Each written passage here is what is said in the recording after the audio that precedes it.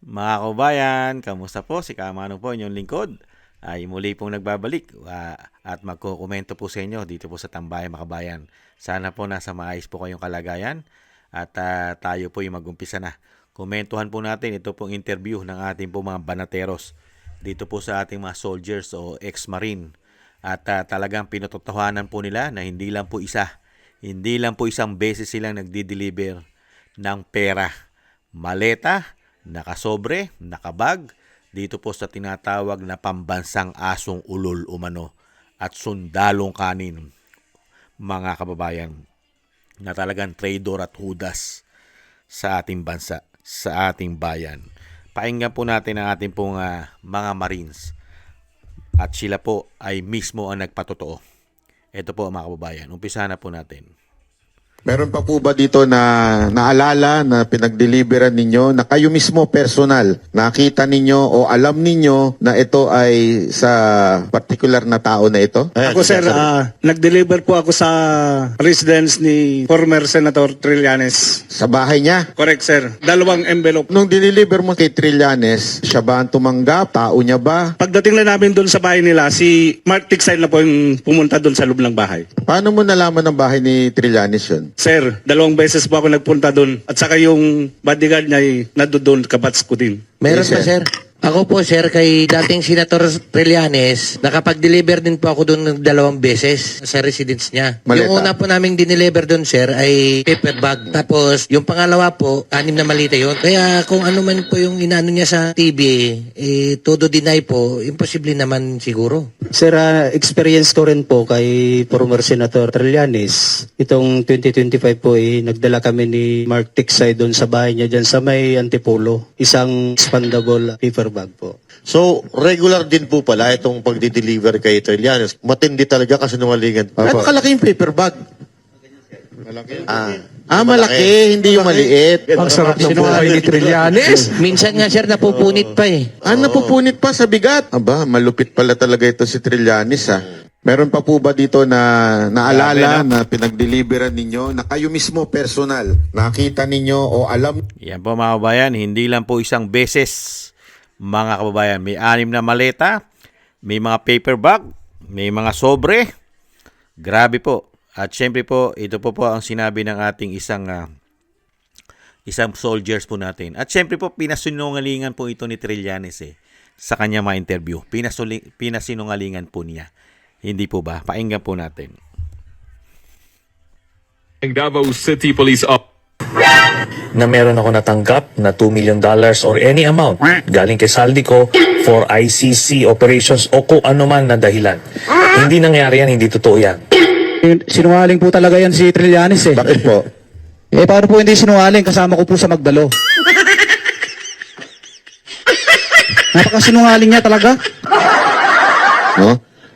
Totoo ba yung sinasabi ni Pierre Ardi na yung mga magdalo daw, pinitik yung mga kutsara tinidor dun sa hotel? Ayaw, di ma.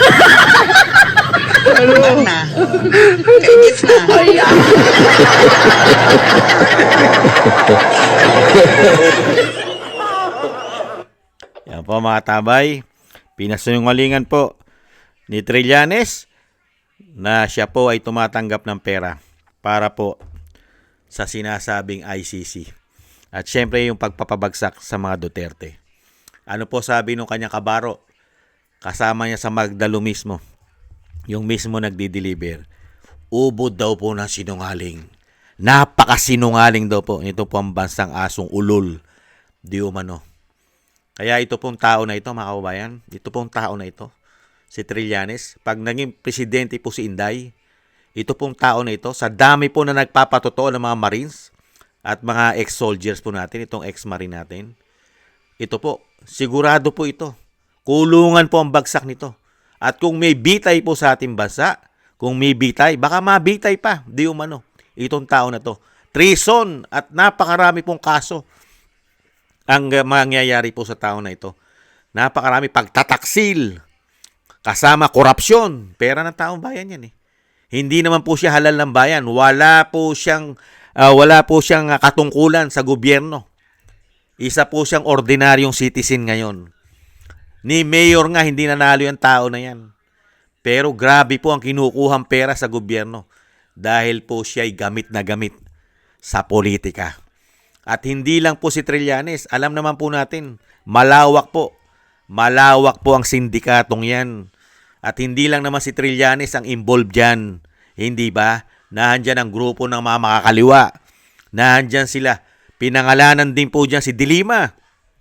Hindi po ba? Ang grupo ng Makabayan Black na nakakatanggap ng pera. At syempre, mawawala ba si Hontiveros dyan na may mga insertion at na isang damukal na insertion? Hindi po ba? Kaya po itong grupo na ito at lalong-lalo po yung boss niyan, kikilos ba yan? Mabibigyan ba ni Saldico yan ng pera? At madidilibiran po ba yan nila Mark Tiksay at ng mga soldiers? Kung walang basbas ng boss nila yan, katulad ni Tambaluslos na tinatawag ng Vice President umano, at lalong-lalo po yung nasa Malacanang na pumipirma ng budget. Hindi po ba? Kaya po itong mga tao na ito, pag naging Pangulo si Inday Sara, mga kababayan, kalaboso po itong tao na ito. Lahat po ito pong sindikato na ito sa buwatan, kalaboso po ito mga kababayan. Sa dami na magpapatotoo, lalong-lalo po itong mga soldiers at mga marines at marami pang lalabas, hindi lang po 18. Meron pa po second batch yan o third batch na iniintay pa po tayo. Ayon po kay Attorney Baligod. Hindi po ba? Kaya ito pong ubod ng sinungaling na tao na ito na sinasabi ng mga marines, mga kaubayan. Tingnan po natin ang tapang ng hayop na yan, di umano. Pagka po si Inday Sara na ang presidente o mga Duterte ang magiging presidente ng bansa. Tingnan po natin ang angas niyan at tapang na akala mong walang ginagawang masama sa bayan. Pero ngayon umalingasaw ang kanyang baho. Pera-pera lang po pala. Pera-pera lang po talaga ang paninindigan ng hayop na yan, di umano. Yan si Trillanes. Hindi po ba? Kaya nga po yung sinasabi rin po ni dating Paong Duterte at nung yumao na nasirang Enrile, yung ginawa po nila sa ating West Philippine Sea, yung Scarborough Shore, nawala po sa atin yan. At how many times na nagpunta si Trillanes sa China, sa tingin nyo mga kababayan, hindi sila nagkapera dyan, di umano? Hindi po ba? Kaya inaasahan po natin yan at aasahan po natin yan mga kababayan dito po sa tao na ubod ng sinungaling. Ubod ng sinungaling ayon sa mga Marines at ubod po ng taksil at hudas ng bayan natin mga kababayan. Nagpakahudas dahil sa pera, di umano. Hindi po ba nagpakahudas yan? Yung tao na yan dahil sa kapangyarihan at pera. Tapos ngayon nagmamalinis pa. Nagmamalinis pa ang hayop na yan pagka ini-interview sa mainstream media. Nakasama rin sa nabibigyan yata ng maleta ang mainstream media. At talagang kampi-kampi po ang mga demonyong yan, di umano, mga kababayan. Kaya po tayo umaasa, mabilis lang po ang panahon, hindi po ba mga kababayan? Napakabilis lang po ng panahon. Ang oras ay napakabilis. Ngayon nga, maaga. Mga ilang oras, gabi na naman. Lilipas na naman ang isang araw. Napakabilis. Kaya po itong mga salot na ito, itong mga nagpakademonyo na ito, itong mga nagpakahuda sa taksil, hinihila na po ang mga PC niyan. Hindi po ba? Lalong-lalo na kung ang Vice President ay hindi nila mapapabagsak. Dahil mahihirapan silang pabagsakin ng isang Vice President kung wala naman itong ginagawang mali. Hindi po ba? At lahat po na nag-aakusa sa Vice President ay puro po sangkot sa pagnanakaw sa pera ng taong bayan. Hindi po ba? Lahat po sila ay may karga-karga na pagnanakaw na issue. Hindi po ba? Kaya po itong mga tao na ito, huwag lang po babaliktad. At may paninindigan lang po talaga ang ating mga soldiers at ito ating mga marine. Huwag lang po babaliktad at masisilaw sa pera ang ating mga marines. Ito pong masasamang politiko na ito ay may kalalagyan po ito sa susunod na administrasyon. Yan po ang ating dalangin at dasal na mangyari po at matupad yan para po mga pinagagawa po ng mga hayop na yan lalong-lalo po yung tinatawag na asong ulol na yan, di umano, at pambansang sundalong kanin, ay makakamit po tayo ng hustisya sa hayop na yan. Hindi po ba? Kailangan po natin makakuha ng hustisya sa hayop na yan, di umano, mga kababayan. At tayo po'y patuloy na magdasal, mga kababayan, at isama po natin sa ating mga dasal na magtagumpay po ang kabutihan sa mga hayop na yan, di umano.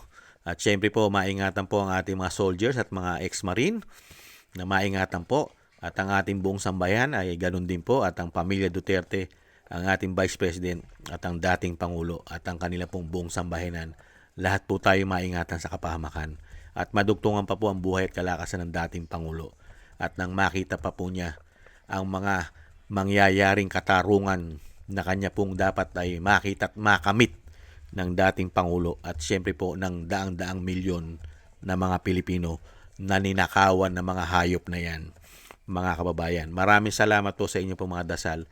At syempre po, thank you rin po sa mga gusto po natin tambay mga kabayan sa YouTube at TikTok.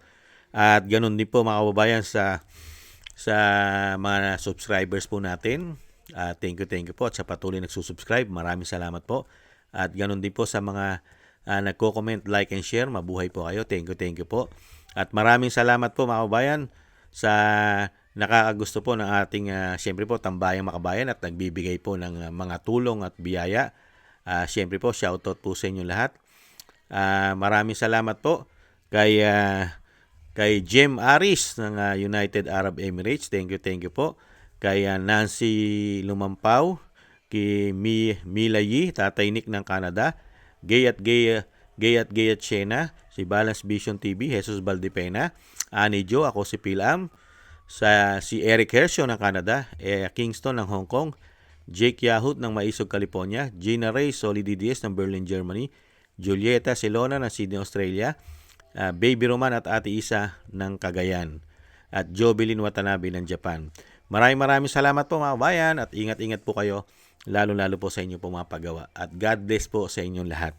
At taste lang po tayo mga bayan. Paalam. Bye-bye.